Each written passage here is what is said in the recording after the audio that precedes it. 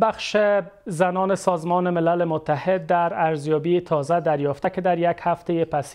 پس از ممنوعیت کار زنان در نهادهای داخلی و جهانی 86% فعالیت نهادهای مددرسان در افغانستان کاهش یافته است. در این ارزیابی آمده که در یک هفته پسین بیش از 100 نهاد مددرسان در افغانستان کمک بشردوستانه‌شان را متوقف کردند. در یک سال پسین محدودیت‌های نفسگیر بر بانوان از بسته ماندن مکتب‌ها تا بسته شدن دروازه‌های دانشگاه‌ها و ممنوعیت کار بانوان در اداره‌ها و نهادهای غیر دولتی وضع گردیده که با موج از واکنش‌های جهانی و داخلی روبرو شده است. اما ذبیح‌الله مجاهد سخنگوی امارت اسلامی در گفتگو با BBC گفته است که ممنوعیت کار بانوان حفظ عزت و عفت بانوان در افغانستان است و نباید کشورها بر امور داخلی افغانستان نگرانی و مداخله داشته باشند.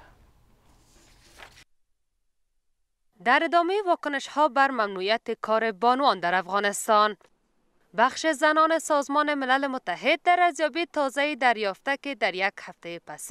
پس از ممنوعیت کار بانوان در نهادهای داخلی و جهانی 86% فعالیت نهادهای مددرسان در افغانستان کاهش یافته است. ارزیابی ما نشان می‌دهد که در یک هفته پس از فرمان طالبان 86% از فعالیت‌های نهادهای مددرسان در افغانستان کاهش یافته است و این کار سبب خواهد شد تا زندگی خیلی از خانواده‌ها در این کشور با چالش مواجه گردد.